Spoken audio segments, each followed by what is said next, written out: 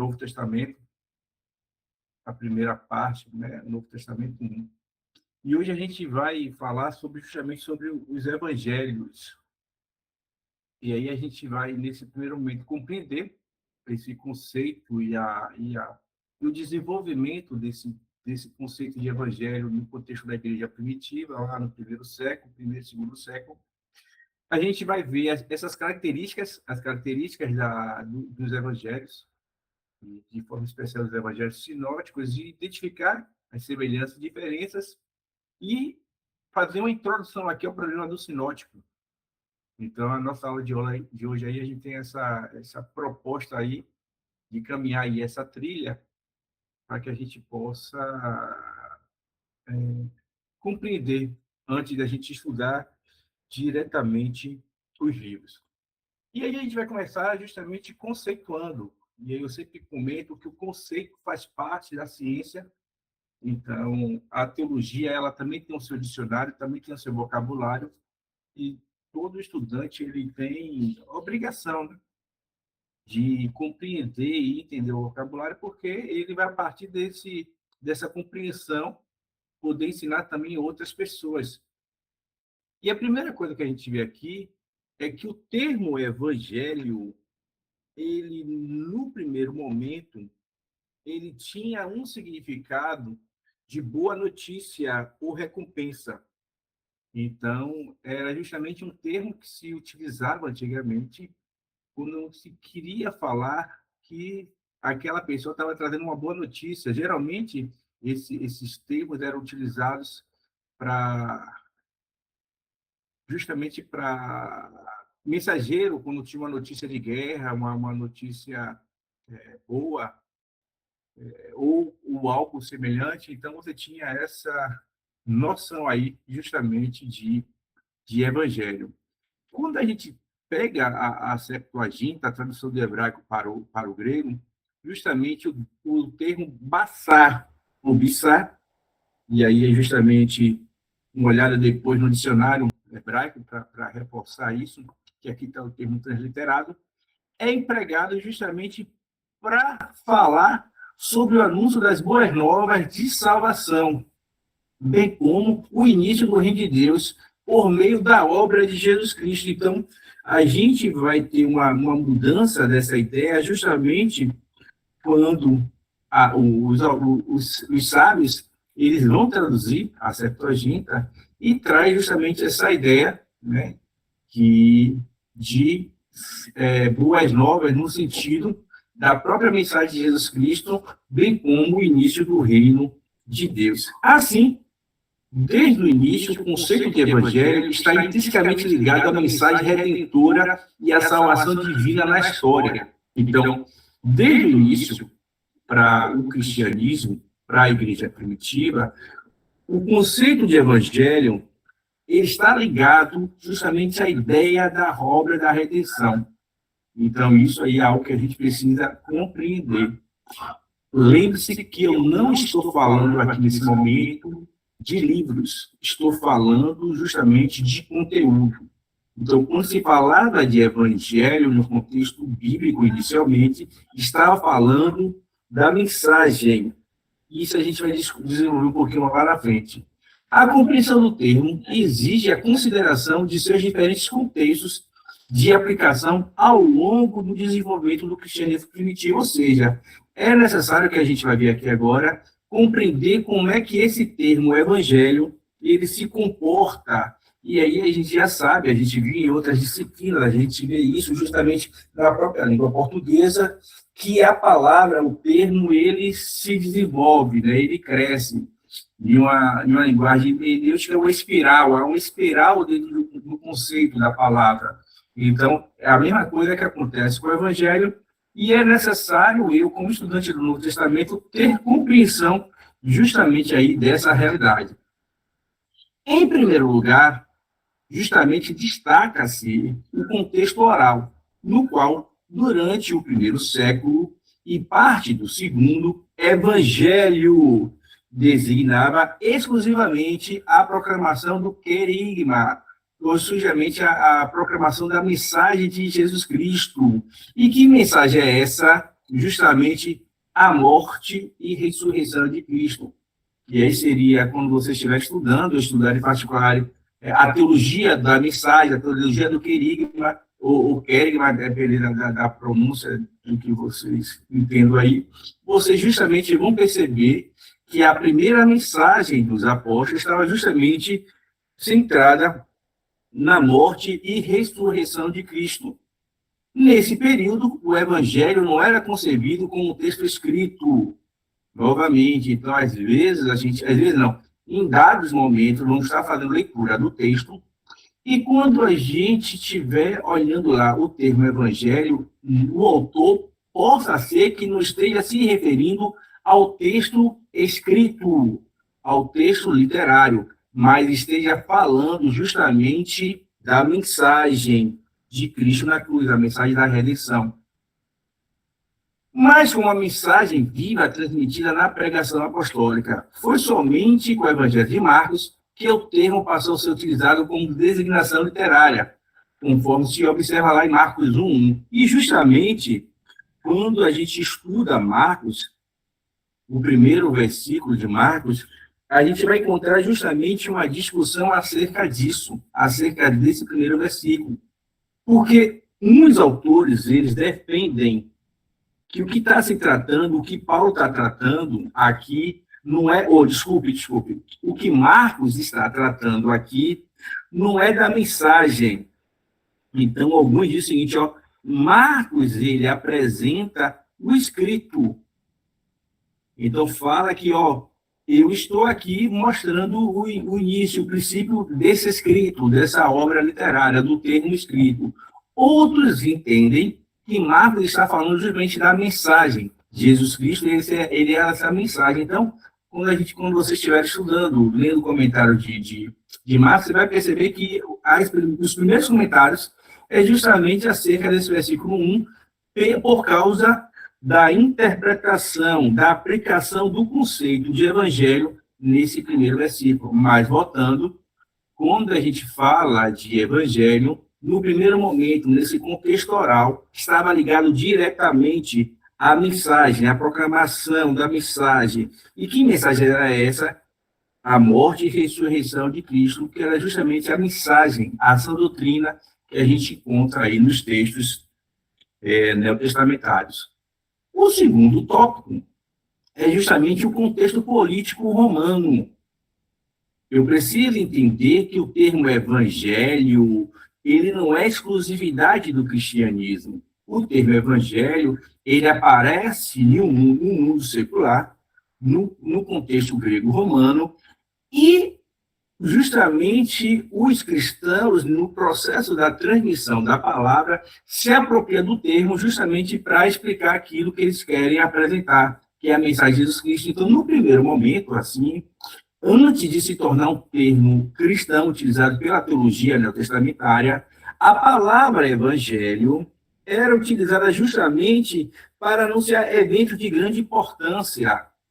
E aí você vai ver justamente, quando Alexandre Grande ele nasce, tem um documento justamente que relata o nascimento, o evangelho do nascimento do imperador, demonstrando justamente que o nascimento do imperador, o Alexandre Grande, justamente era uma boa notícia. Então, nesse primeiro momento aqui, então, só para vocês entenderem, a palavra evangelho, ela não é uma exclusividade do cristianismo, não é uma exclusividade dos autores do primeiro século da era cristã, ok? Antes disso, era utilizada no mundo grego-romano, no mundo filosófico, em termos filosóficos, justamente na ideia de trazer uma boa nova, trazer justamente a ideia de algo novo, de algo bom. É o Novo Testamento, os autores do Novo Testamento que dão um ressignificado a esse termo.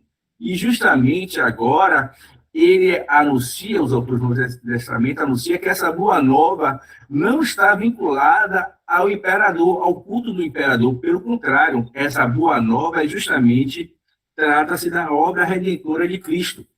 Justamente com essa obra redentora de Cristo, inicia-se aqui o reino dos céus, e a partir daí o cristão começa a viver uma nova realidade, uma novidade de vida, ele se torna uma nova criatura. Então a gente precisa justamente compreender que o termo evangelho ele é ressignificado pelo cristianismo, e agora, ao invés desse olhar para o imperador humano, é olhado justamente para a obra da redenção de Cristo Jesus. Até aí, tudo tranquilo? Alguma pergunta?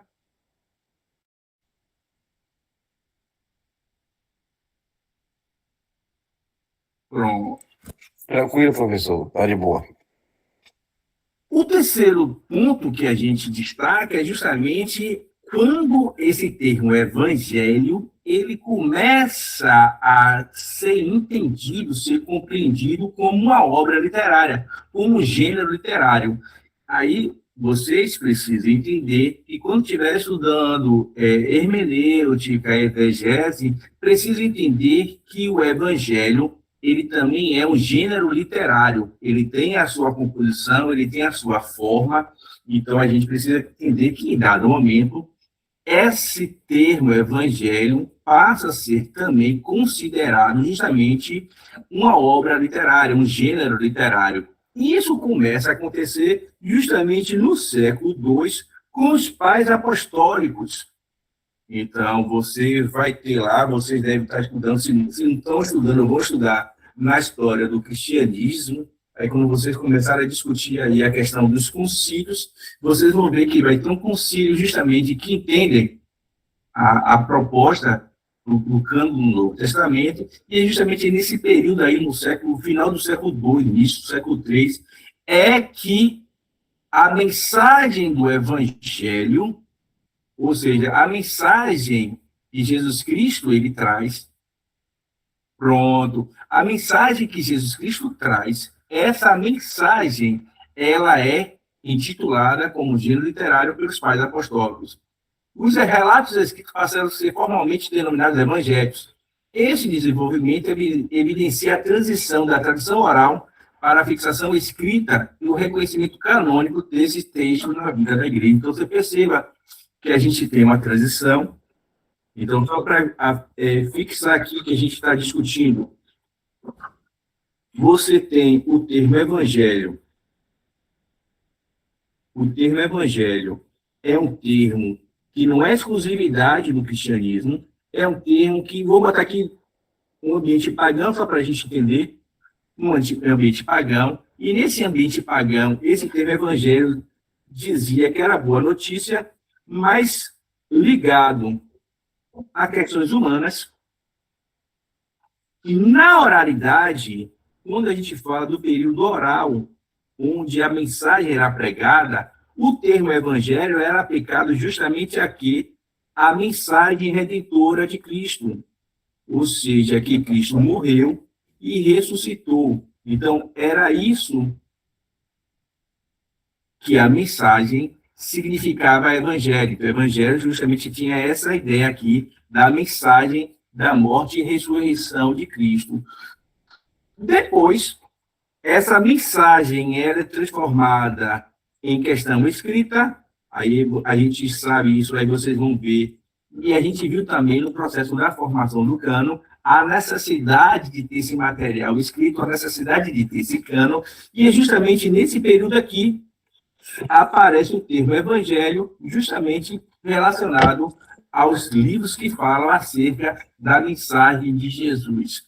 Então, a gente percebe que tem essa transição aí. Um momentinho só, gente, um momentinho só.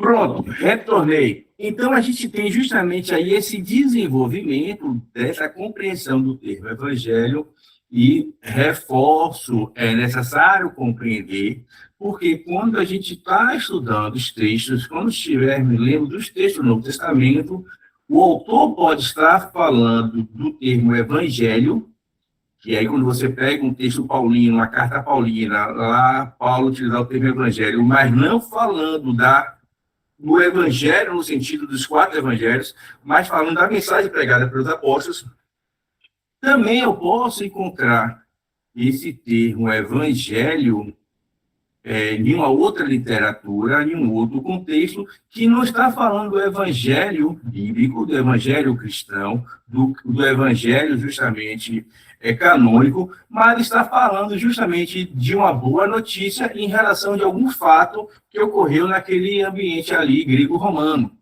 Então, são coisas que é necessário, porque justamente no processo de interpretação, compreender o conceito e o contexto faz parte do nosso processo. Até aí, tudo tranquilo? Professor, Oi, diga aí. Hebreus 4 fala 2 vezes em boas novas. Ele fala que a nós foi transmitida, foi pregada, né, essas boas novas. Esse termo boas novas, ele está ligado ao termo evangelho, ou já nessa última fase aí, que já é a pregação propriamente dita? Boa pergunta. De forma rápida, viu, Adson? O texto de Hebreus, ele foi escrito antes dos períodos dos pais apostólicos, século II. Então, o texto de Hebreus ele foi escrito antes do século II. Esse termo evangelho, ele é aplicado justamente pelos pais apostólicos, ou seja, o cânon já estava fechado. Então, diante desse cenário aí, eu já conto logo de cara que esse termo não está ligado ao gênero literário, aos evangelhos escritos. E o que é que sobra para mim? Como Hebreus é um texto realmente judaico, é um texto que está dentro de um contexto cristão, esse evangelho aí, essa boa notícia está relacionada justamente à mensagem de morte e ressurreição de Cristo. E é quando você vai ver o contexto maior de Hebreus, que a gente, se Deus permitir, a gente vai ver isso assim mês que vem, né? Então, quando a gente vai entender o contexto maior de Hebreus, justamente o autor de Hebreus está falando do sacrifício de Jesus Cristo, que supera o sacrifício da religião judaica. Então, a princípio, essa boa notícia aí é justamente a mensagem da morte e ressurreição de Cristo, o Cordeiro, entendeu? Então, só a nível de rápido, né? Mas, a princípio, essa boa notícia aí está relacionado justamente à mensagem. Que mensagem? A mensagem no sentido do próprio Cristo ter morrido e ressuscitado. Não está nem na questão da pregação, mas o próprio Cristo, ele é essa mensagem, essa boa notícia. Ele morreu e ressuscitou justamente para que a gente tivesse nova vida. Então, é nesse sentido aí que o autor de Hebreus ele apresenta esse versículo aí, a princípio. Mas, novamente, em uma situação, se a gente tivesse mais tempo, a gente faria um trabalho diferente. Mas como é um livro que a gente ainda vai estudar no semestre que vem, a gente não tem todo tempo assim, é por isso que eu fiz essa explicação aqui rápida, ok? Mas espero ter ajudado aí, viu, Adson? Ok, obrigado. E aí a gente vai falar dos evangelhos sinóticos. E, novamente, é necessário... Ah, professor, eu já sei, eu já conheço. Parabéns. É bom que reforça aí o conhecimento. Se você não tem contato, se você não conhece, então a gente vai apresentar agora justamente esse conceito. Ou seja, é mais um conceito, é mais uma palavra que você vai colocar no seu vocabulário como estudante de teologia. E sempre reforçando, conceitos e termos são importantes na teologia. Então, teologia é uma ciência e com ciência tem um vocabulário próprio. Então, cabe a gente, como estudante da Bíblia, como estudante de teologia, como estudante do Novo Testamento, justamente compreender esses conceitos para aplicá-los da forma correta no nosso dia a dia, já que estamos sendo preparados justamente para esse fim, para ensinar. Quando a gente fala de evangelhos sinóticos, estamos falando justamente dos 3 primeiros livros, Mateus, Marcos e Lucas. Só uma informação. Nesse primeiro momento, nós não iremos nos ater ao texto em si, ok? A gente só vai falar aqui de forma superficial deles e a gente não vai adentrar nesse primeiro momento nos evangelhos em si. A gente vai fazer isso a partir da 12ª aula, que a gente começa a estudar os evangelhos realmente. Mas, a princípio, quando eu falo dos evangelhos sinóticos, eu falo de Mateus, Marcos e Lucas. Pronto. Por que isso? Porque eles apresentam, tanto a nível de estrutura, conteúdo de organização, semelhanças. Então, vocês já perceberam, nós já percebemos aí na nossa leitura, e quem frequenta a escola bíblica, quem faz leitura, já ouviu falar disso daqui muitas das vezes. Você tem vários livros, justamente, que coloca os evangelhos em paralelos, então você consegue ler a história, né, os evangelhos de forma em paralelo. Existem Bíblias hoje da Sociedade Bíblica Brasileira que tem os seus textos, tem uma Bíblia que justamente apresenta os textos em paralelos, então você percebe que tem uma variedade de ferramentas aí. Mas o que significa sinótico? O termo sinótico justamente significa ver em conjunto, ver simultaneamente, ou seja, é a ideia de você poder colocar os 3 livros e conseguir enxergar esses 3 livros dentro de uma mesma perspectiva, dentro de um mesmo plano, dentro de uma mesma olhada, dentro de uma mesma visão. Justamente podendo fazer comparação quando você lê esse texto em paralelo. Isso é importante, e aí uma dica que eu faço para vocês, professores, pregadores, quando tiverem ensinando ou pregando nos textos dos evangelhos, se tratando dos sinóticos, é interessante você ler os outros textos que falam acerca daquela passagem. Geralmente, nas Bíblias, eu não vou dizer que todas que eu não conheço, todas, mas uma grande maioria, quando se trata dos evangelhos sinóticos, lá em cima, nas seções, ele apresenta, se não em cima nas seções, embaixo no rodapé, apresenta aonde é que se encontra aquele texto, aquela perícope em outros evangelhos. Então, qual o correto? Eu vou pregar sobre a multiplicação dos pães. Pego minha Bíblia, faço a leitura no livro que eu escolhi, vejo lá se a Bíblia tem outra referência. Se tiver outra referência, eu vou pegar essa outra referência e fazer a leitura do texto também. Se puder, que é o interessante, né? É o correto. Se puder, eu coloco os 3 textos, um do lado do outro, justamente para saber qual é a diferença, qual é o complemento, e aí eu posso ter uma visão ampla do texto que eu estou me propondo a expor, a colocar, me propondo a explanar. Essa é a orientação, justamente quando a gente trabalha com os textos sinóticos. Dentro da característica dos sinóticos, o que a gente percebe?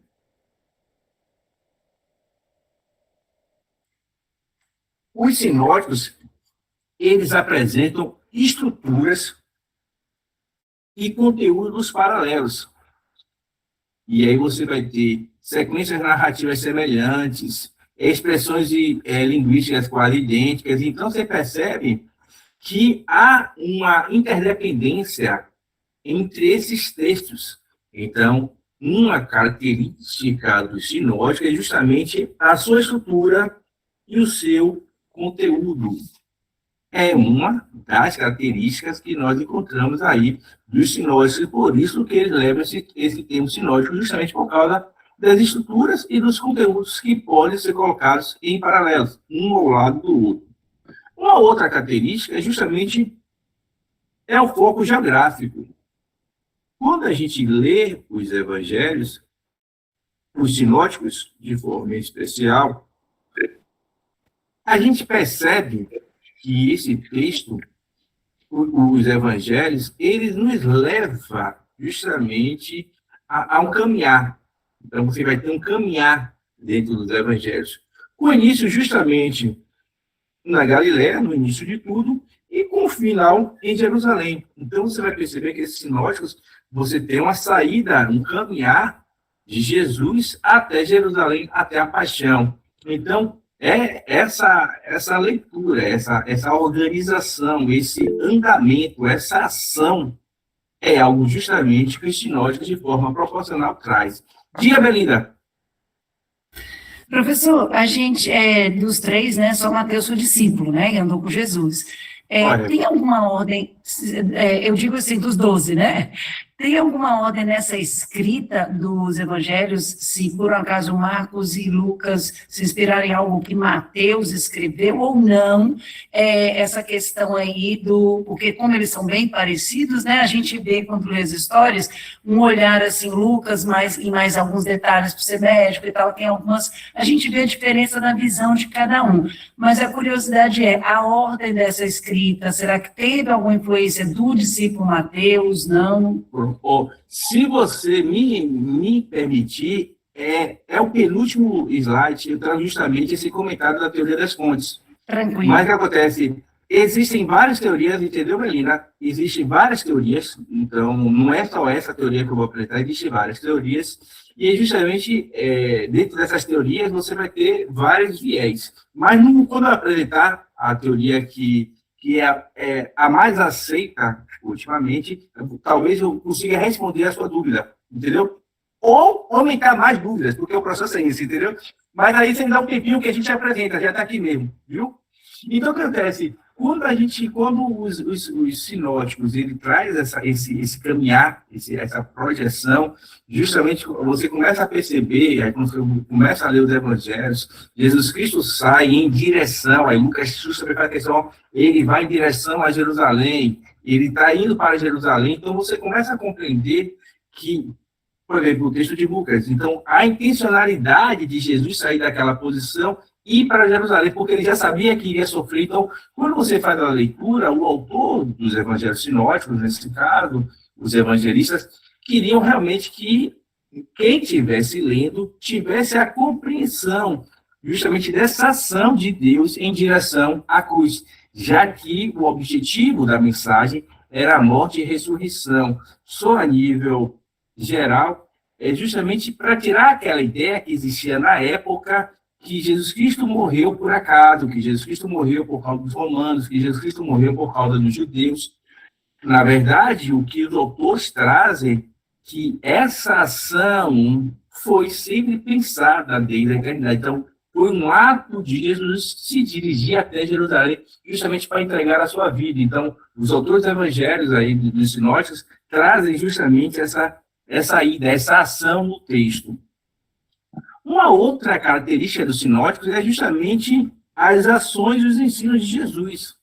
Então, você vai perceber justamente que os sinóticos, diferente de João, que a gente vai estudar à parte, porque tem uma característica à parte mesmo, nesse você vai ver Lucas, olha, e andava Jesus em todo o território. Você vê justamente em Marcos, Jesus Cristo realizando os milagres, expulsando demônios. Então, perceba que o que se destaca aqui nos evangelhos justamente são as ações e os ensinos de Jesus, porque justamente toda essa estrutura de atitude, de ações e de ensino era justamente para aquilo que a igreja deveria viver após a morte de Cristo, é justamente se comportar como cidadãos do reino. Quando você pega ali Mateus, na oração da montanha, justamente os ensinos ali de Jesus Cristo é justamente preparando os seus discípulos para viverem essa novidade de vida depois que ele partisse, justamente enquanto estivesse aqui na Terra.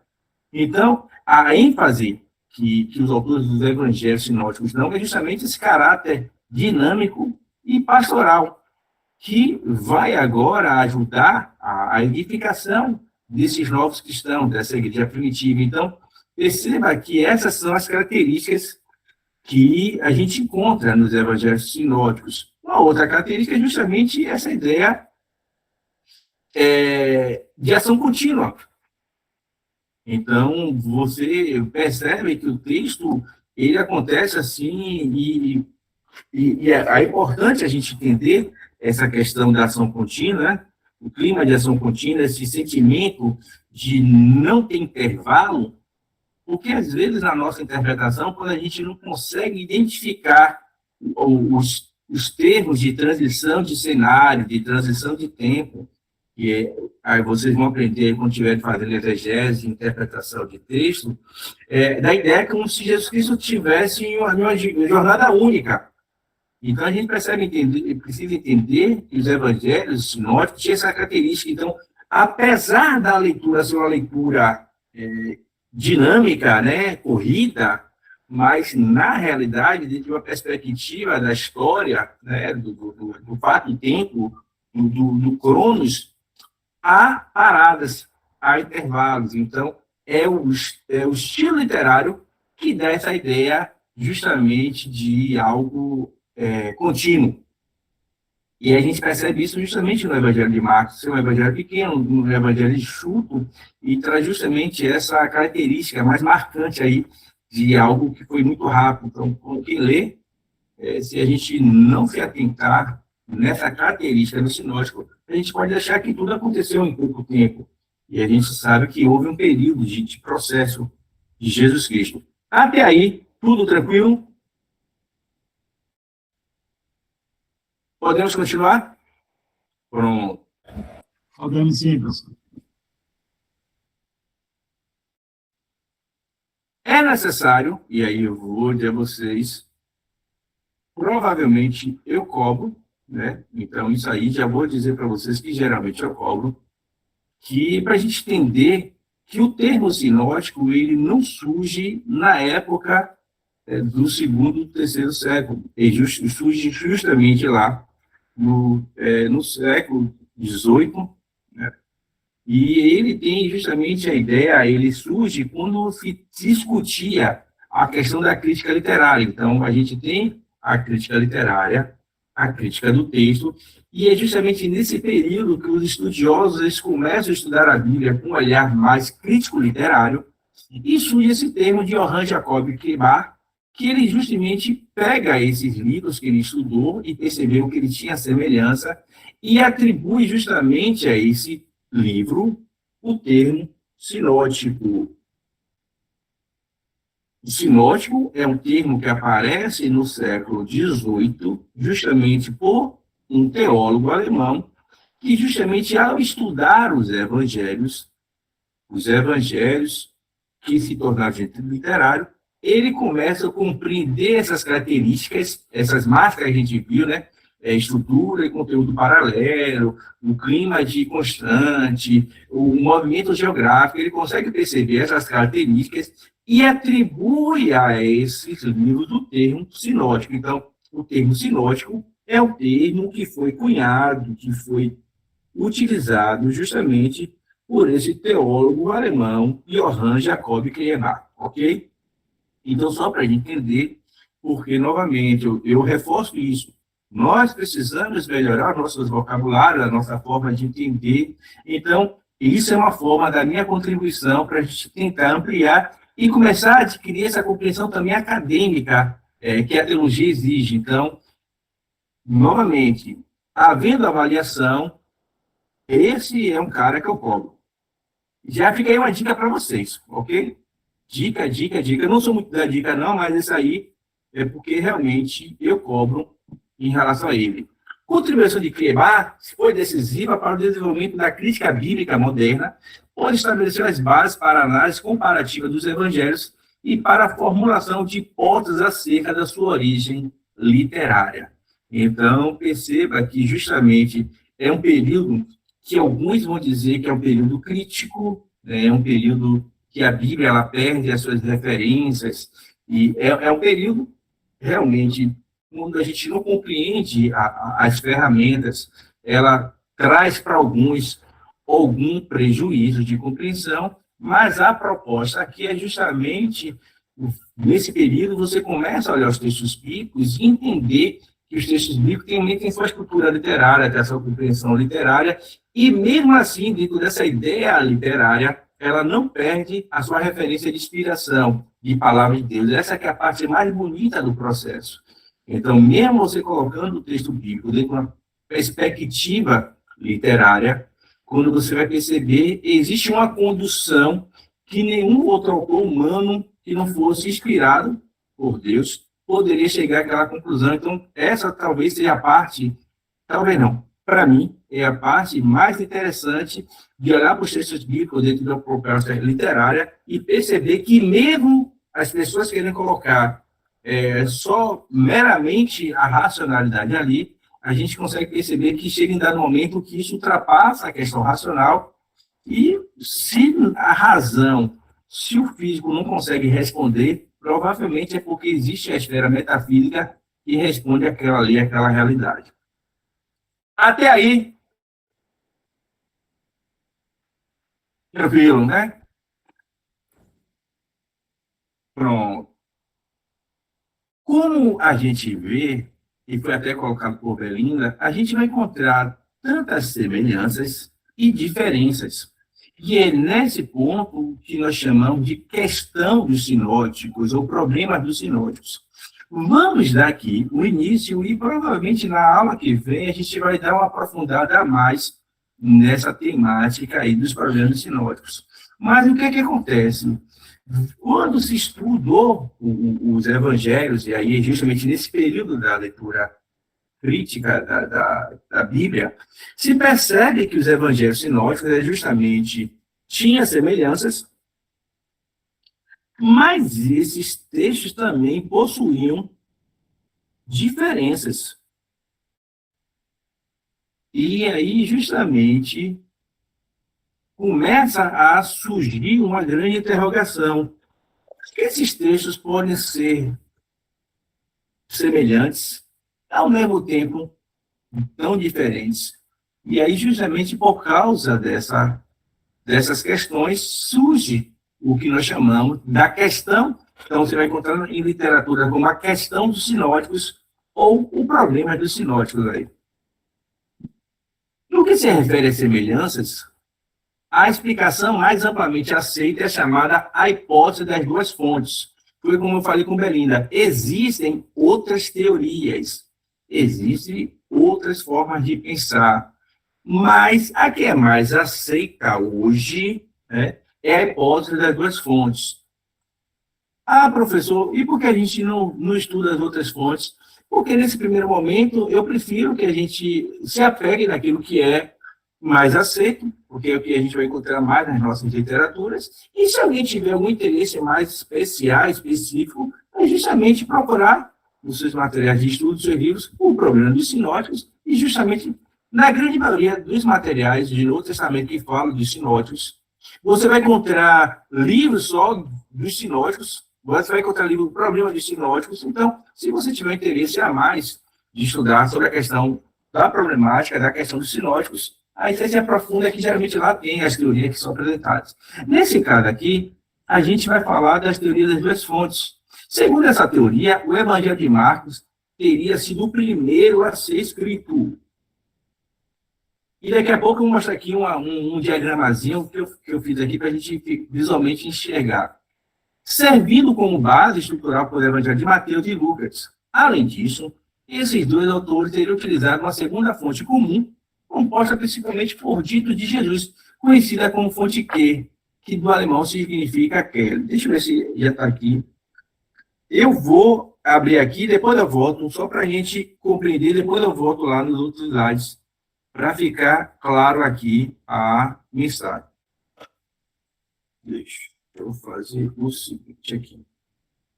Nessa teoria das duas fontes, o que é que se acredita, o que é que se defende? Marcos foi o primeiro livro a ser escrito. Melhor, foi o primeiro evangelho, vou pegar assim, foi o primeiro evangelho a ser escrito. Só que ele escreveu o evangelho, tanto que a gente vai ver que é mais denso, mais curto, mais breve. Então, na teoria das duas fontes, você vai dizer o seguinte, ó, Marcos foi o primeiro texto a ser escrito. Em seguida, Mateus, o que é que Mateus faz? Mateus, ele faz o seguinte, Mateus, ele vai beber informações de Marcos, então ele bebe informações de Marcos, Mateus, bebeu aqui informações de Marcos, E aí vem aqui a questão, se Marcos, ou se Mateus e Lucas bebem de Marcos, por que tem textos que são diferentes em Lucas? Porque Mateus pegou informações que ele mesmo coletou, que ele mesmo conseguiu buscar. Então, nessa teoria das duas fontes, a diferença se dá justamente porque Mateus se utiliza de um material dele mesmo, de um material mateano, um material dele, né, pesquisado por ele. Então, nessa fonte, na teoria das duas fontes, você tem Mateus que bebe de Marcos, bem como bebe da fonte Kelly. Alguns estudiosos comentam o seguinte: a princípio, a gente entende que aqui são registros, são falas, são ditos de Jesus. E é a questão: Davi foi documento escrito? Essa é uma grande questão, uma grande dúvida. A grande maioria entende que não, porque se fosse um documento escrito, provavelmente se encontraria algum registro desse material aí em algum lugar.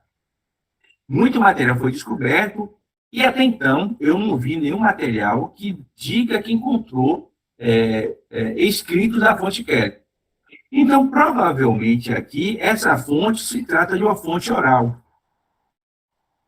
Ou seja, o que Jesus Cristo ensinou e circulou entre os grupos, essa tradição oral, essa oralidade dos ensinos de Jesus estava lá no grupo, a gente viu isso quando a gente estudou a canonização do Novo Testamento, e justamente essa tradição.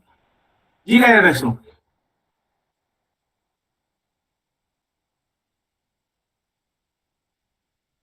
Pronto.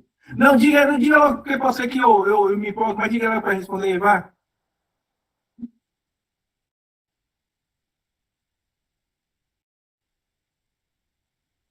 Não, não. Não.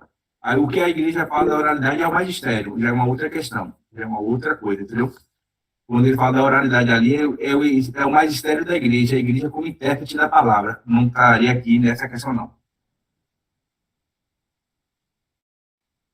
Não, não, não. Ah, não, se você já leu, é uma coisa, mas a princípio.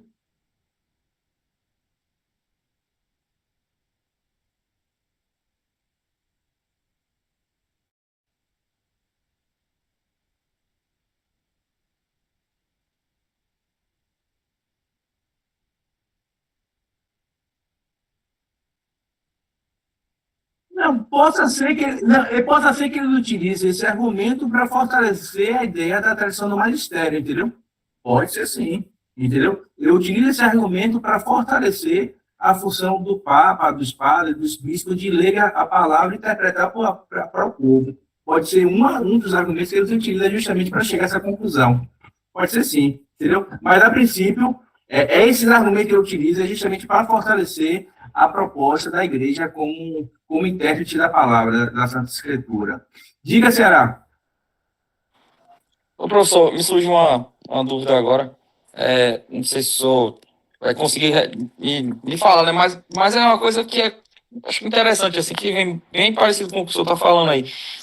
Uma certa feita que eu conversando com o pastor aqui, né? Sobre essa parte de teologia aí, dessa questão da oralidade, como é que se confirmava a coisa quando era, exemplo, surgiu uma história aí, como é que tem dois debatendo ali, como é que vai saber que aquela história era verídica ou não? Aí ele me falou assim, ó, quando alguém levantava alguma acusação, vamos supor, e tinha que ter 3 testemunhas, se as 3 testemunhas confirmassem, era porque era verdade.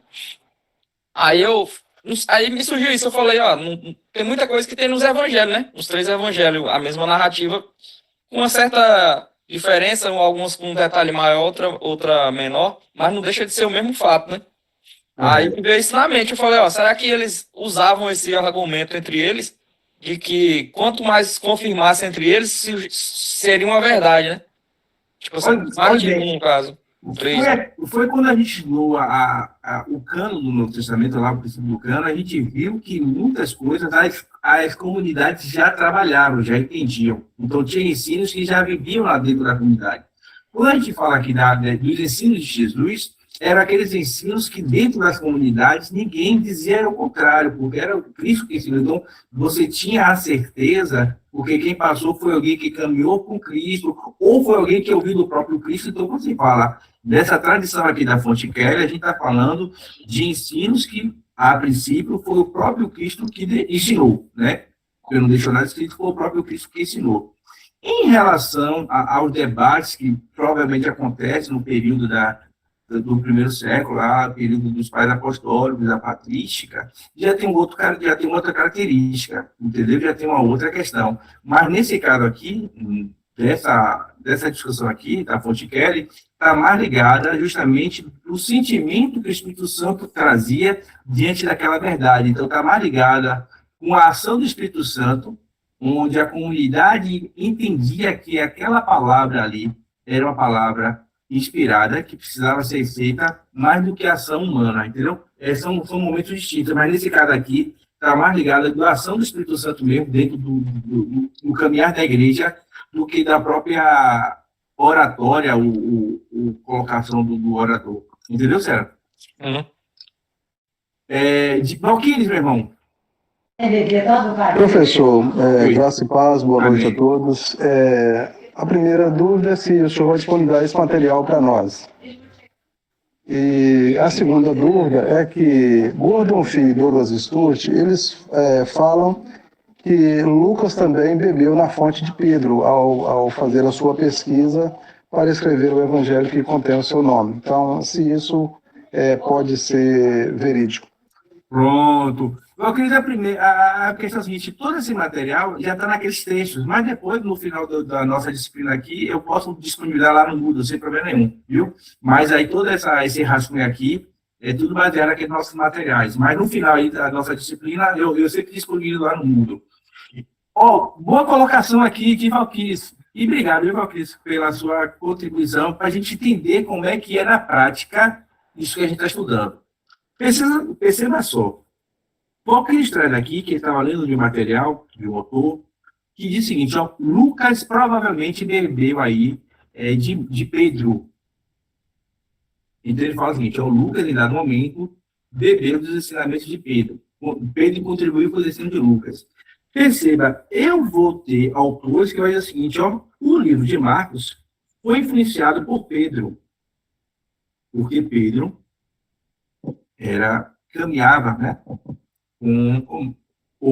Que Marcos caminhava com Pedro. Logo, se Marcos era discípulo de Pedro, o entendimento é que aquilo que Pedro ensina é porque foi justamente ensinado aquilo que Marcos ensina é porque foi ensinado por Pedro. Por isso que esse autor, ele faz justamente essa apresentação que Lucas bebe de Pedro, porque provavelmente ele entende que Pedro contribuiu também para a obra de Marcos.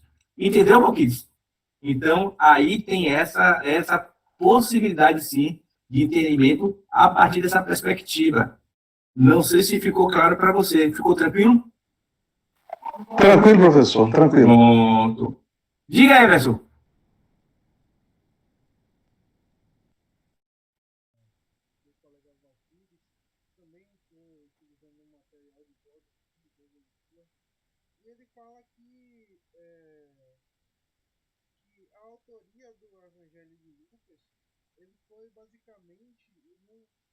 A minha primeira pergunta é que se assim, como Lucas ele escreveu a primeira parte que ele escreveu Lucas e Atos, né?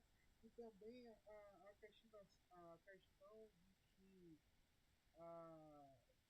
que o Evangelho de Lucas ele também não é uma carta, porque logo no primeiro capítulo fala que ele envia aquele documento para um teófilo que ninguém sabe, ninguém conhece. Aquilo que eu acabei de comentar. Você vai ter autores que eles vão fazer interpretações distintas dos textos. A princípio, Mateus, Marcos e Lucas são considerados gênero evangelho. Pronto. Então, a gente tem aqui 3 evangelhos e são evangelhos sinóticos. A questão do título, né, do lugar de Lucas a Teófilo, a gente vai perceber que, aí quando a gente estiver estudando Lucas, a gente vai ver o que Lucas justifica é que aquele material, aquele evangelho que ele está escrevendo é para falar justamente acerca da mensagem de Jesus Cristo para fortalecer a fé daquelas pessoas. Então, quando a gente estuda Lucas, vai ver o destinatário, o propósito da carta, a gente vai perceber que o que Lucas está trazendo é justamente um material para fortalecer a fé das pessoas, que, nesse caso, algumas pessoas entendem, né, que quem contribuiu para a formação desse material, para a pesquisa da coleta dessa informação, foi justamente Teófilo. Mas aí, quando a gente estiver estudando Lucas, a gente vai enxergar justamente isso. Em relação de Lucas ser autor de Atos e o Evangelho, é algo que muita gente acredita e compreende. Eu, particularmente, enxergo, justamente até por evidências que tem nos livros, que provavelmente a gente está diante de um livro que fala da mensagem da cruz, da mensagem da morte e ressurreição, e uma segunda parte desse livro que demonstra como é que esses cristãos deveriam viver depois que entendessem a mensagem da cruz. Então, eu também comungo que Lucas também é um possível autor do livro de Atos, mas você vai encontrar pessoas que pensam o contrário. Mas, voltando, o objetivo ali, eu não enxergo, nesse caso, Lucas com uma carta justamente por causa da sua estrutura, das características do gênero evangelho. A estrutura do gênero evangelho é diferente da estrutura do gênero epistolar. Então, dentro da ideia da estrutura literária, eu não concordo muito em enxergar o livro de Lucas como uma epístola, mas no sentido de ele ter Lucas provavelmente escrito ele ter escrito Lucas e Atos, eu penso igual. E a figura ali de Teófilo, aí eu vou pedir a vocês que quando a gente estiver trabalhando com o próprio evangelho, a gente vai se aprofundar um pouco mais nessa questão. Então, por isso que eu digo que a gente vai passar por alto, porque quando a gente for, por exemplo, os textos mesmo, para os evangelhos, a gente vai se aprofundar justamente em algumas características que é necessárias para compreender. E aí, voltando. Então, eu tenho Marcos, que fornece material para Mateus e para Lucas. Eu tenho a fonte Keller, que também vai mandar material para os dois. E cada um, de forma específica, ele vai ter a sua própria leitura, o seu próprio material. Foi aquilo que Éfeso trouxe aqui. No caso de Lucas, ele faz a sua pesquisa, faz o seu entendimento, e a gente precisa compreender também algo que vou descobrir rapidinho. E a gente vai compreender aqui que os autores, dentro da perspectiva bíblica, da perspectiva cristã, eles, como eu disse, eles tinham autonomia, né? Então você vai ver que cada um escreveu para um público específico, tinha algo específico para dizer, e tudo a gente estiver falando lá, voltando lá para a proposta dos evangelhos, e aí eu me comprometo com vocês justamente a gente ver toda esses detalhes aí, para a gente poder compreender isso dentro dos textos. No que se refere às semelhanças, a explicação mais amplamente aceita é a chamada da hipótese das duas fontes. Segundo essa teoria, o Evangelho de Marcos teria sido o primeiro a ser escrito, servindo como base estrutural para o Evangelho de Mateus e Lucas. Além disso, esses dois autores teriam utilizado a segunda fonte comum, composta principalmente por dito de Jesus, conhecida como fonte Q, o que eu falei, fonte Kelly. Outro fator relevante é a tradição oral, que precedeu a redação dos evangelhos. Foi aquilo que a gente viu quando a gente estudou lá o cânon do Novo Testamento.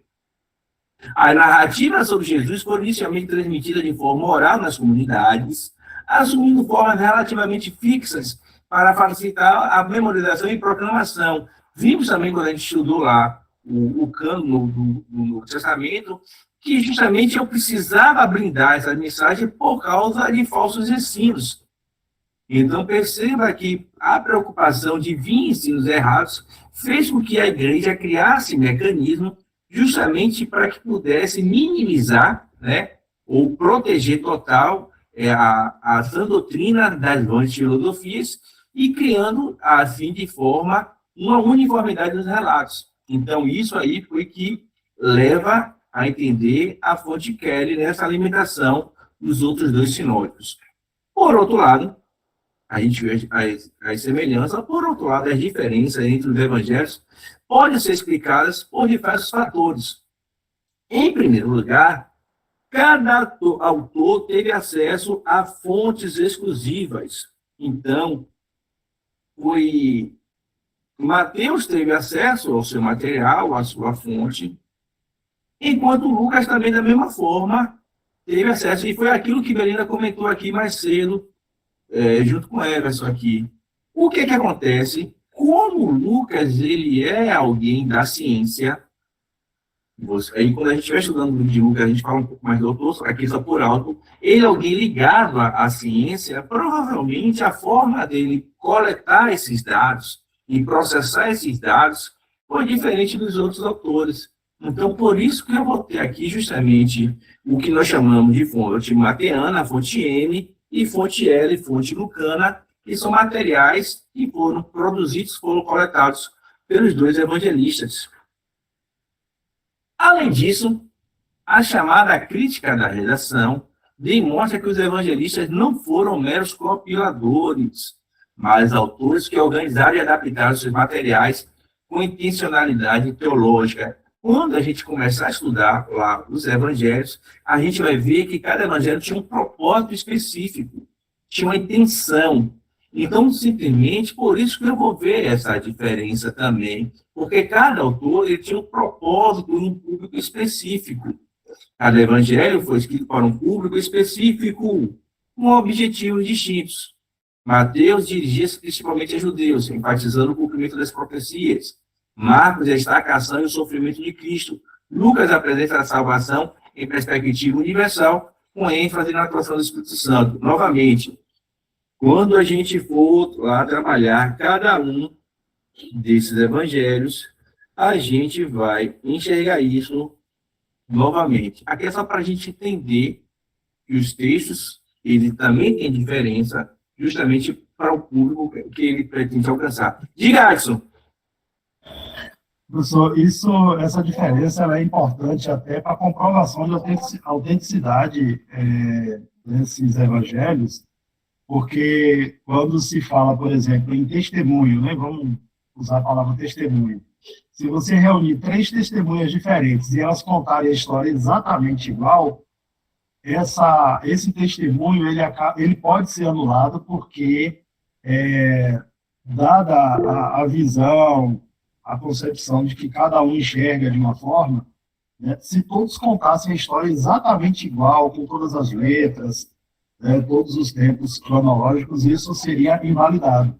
Então, até por pequenos detalhes que divergem de um para o outro, isso acaba ajudando na comprovação de autenticidade desses evangelhos. Perfeito. E aí, justamente, aquilo que eu falei mais cedo, e quando a gente começa a enxergar essa obra literária dentro dessa perspectiva, mais convicção nós temos que esses autores foram realmente direcionados por algo que está superior ao tempo ali, ao espaço, àquele contexto, e algo que comunica, né? Então, você vai perceber culturas diferentes, momentos diferentes, e quando você tem uma mensagem que ela se harmoniza de forma geral, realmente é algo que ultrapassa a questão da compreensão da própria questão humana, né? O querer humano, é isso mesmo que você colocou, Adson. Essa que é a parte bonita desse processo aí, e a gente precisa entender justamente essa dinâmica. Dessa forma, o problema do sinótico não apenas evidencia questões literárias, mas também revela a riqueza teológica e a diversidade de perspectivas presentes na tradição evangélica, contribuindo para uma compreensão mais profunda da obra e pessoa de Cristo. Então, quando a gente pega os evangelhos, você vai perceber que cada autor ele tem um público específico. Então, a proposta seria que quando você pegasse os 3 evangelhos, vou aqui de forma rápida, só para a gente poder exemplificar aqui, Então, Jesus Cristo foi o cumprimento das profecias. Deixa eu mudar aqui de cor para destacar. Cristo foi o cumprimento das profecias, certo? E precisou sofrer para que essa salvação tivesse um caráter universal e hoje fôssemos guiados pelo Espírito Santo. Então, perceba, se eu fosse pegar o propósito de cada livro e colocasse, hoje eu vou pregar sobre os sinóticos, aí alguém podia gritar, não vai terminar hoje a mensagem. Não, aí você, se você só trabalhasse com o propósito de cada livro, você traria aqui uma mensagem para a igreja. Então, Jesus Cristo foi a promessa lá do Antigo Testamento, combinada hoje. Em Marcos eu vejo que ele necessitou sofrer, isso foi ele que quis. Ele quis sofrer porque me amava, para que a promessa se cumprisse. E hoje eu sou salvo justamente por causa dessa ação dele. Mas a salvação não é só minha, é para qualquer pessoa que entenda isso. E hoje, a partir dessa compreensão, eu sou conduzido pelo Espírito Santo. Então, perceba que quando a gente compreende isso, a gente começa, até se a gente fosse pregar agora, só dentro da proposta, dos objetivos dos evangelistas, a gente teria aqui uma pregação para trazer para a igreja, que justamente dessa harmonização que o texto traz. Até aí, tudo tranquilo? Tranquilo, professor. Pronto. Para concluir, o estudo dos evangelhos sinóticos evidencia a unidade e, ao mesmo tempo, a diversidade da tradição cristã primitiva, revelando como diferentes autores interpretaram e transmitiram a mensagem de Jesus Cristo. E aí, quando a gente fala nesse evangelho aqui, a gente está falando que Jesus Cristo morreu e ressuscitou para que a gente tivesse vida. Então, é essa mensagem que a gente vê. As semelhanças apontam para uma base comum, seja na tradição oral ou nas fontes compartilhadas, enquanto as diferenças refletem os propósitos teológicos específicos e contextos distintos. E aí, quando você pega lá, esqueci de comentar, um tem 3 cegos, outro não tem 2 cegos, tem um cego diferente, por que isso? Aí você precisa olhar qual é a proposta, qual o objetivo, qual o público do autor. De repente, o público que o autor quer alcançar, o número 3 não significado. Já o outro público não se preocupa com essa significação do número. Então, perceba que quando eu leio o texto, no caso específico dos evangelhos, com essa compreensão, vai ter mais luz no texto que eu estou lendo. Então, às vezes a pessoa diz, isso aí é erro. Não é erro. Eu preciso entender qual é o propósito do autor. Então, nos evangelhos, isso acontece muito, porque o autor, ele quer alcançar um público específico, e aquele público específico tem uma linguagem específica, tem características específicas, e através daquela forma, ele consegue alcançar e falar da mensagem que é muito importante. Que mensagem é essa? Que Cristo morreu e ressuscitou por aquele grupo ali, por aquele povo ali. Assim, a análise sinótica não apenas esclarece questões literárias, mas aprofunda a compreensão da identidade e missão de Cristo conforme apresentada nas Escrituras. Gente, deixa eu fazer aqui, algumas pessoas eu já chamei, mas deixa...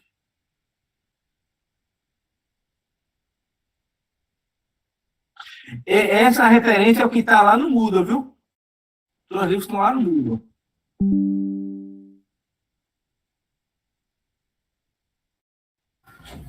Vou lá.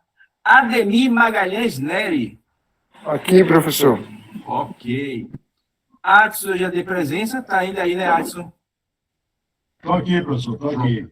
Alan Zéas Almeida Casais.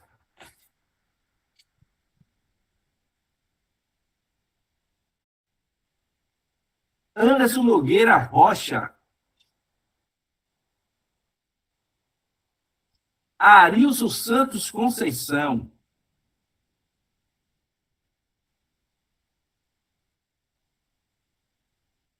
Belinda Noemi Lambert Pereira. Estou aqui, professor.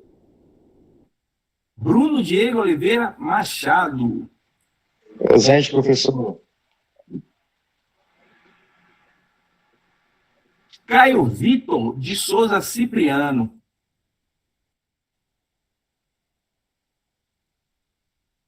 Cleiton dos Santos Paixão. Presente, professor. Elias da Vitória Santos.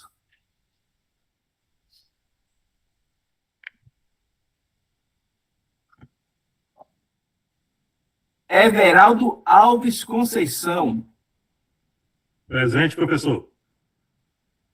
Everson, já botei a presença aqui. Firmo José Santos Carneiro. Presente. Gerson Lima dos Santos. Presente, professor. Getro de Oliveira Amaral. Presente, professor. Ok, Getro. Pronto. Giliardi de Sena Soares, que é o nosso Ceará, não é isso? Por cá. Pronto. Gilmário Alves dos Santos. Presente, professor. João Pedro Ribeiro Dantas.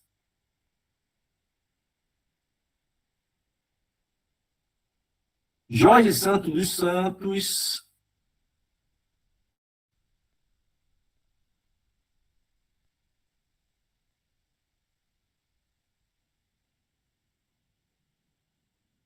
Lucas Silvas Correia. Presente, professor. Magdiel Naab Silva Costa. Presente, professor. Marcos Antônio Bonfim de Jesus. Presente, professor. Mécio Danilo Moraes das Mercês. Presente, professor. Mécio, me tira uma dúvida. Você foi missionário ali em... Qual é a sua cidade, Mécio? Povoado de Empoeira, fui eu mesmo. Ipueira, Lembrei do senhor. pronto, Ipueira, isso mesmo, seja bem-vindo, meu irmão. Agora que eu vi seu nome aqui, que bom ter aqui conosco, Deus te abençoe. Obrigado. Paulo Henrique da Silva Miranda. Estou aqui, professor.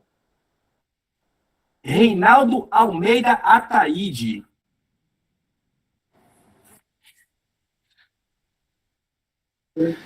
Presente, professor. Pronto. Suede Ribeiro Cruz. Aqui, professor, presente. Ok. Tiago Reis Moreira. Presente, meu professor amado. Pronto. Valquíris Teixeira Porto. Presente, professor. Pessoal, falta Veranice Pinheiro. Como é que eu esqueço de tem Vera e Wesley. Veranice. Boa noite. Quase esqueço de você, Vera. Não posso fazer isso, não. E o Wesley. Valeu, lembrar. Presente, Pronto. Pessoal, é o seguinte. Como a gente fala, o combinado não sai caro. Primeiro, as faltas, elas são administradas pelo sistema Galileu. Então, se você entra na sala de aula, participa da aula, você entrou na sala, eu tenho aqui um complemento que eu consigo contabilizar. Percebi também que, às vezes, tem aluno que entra e sai, né?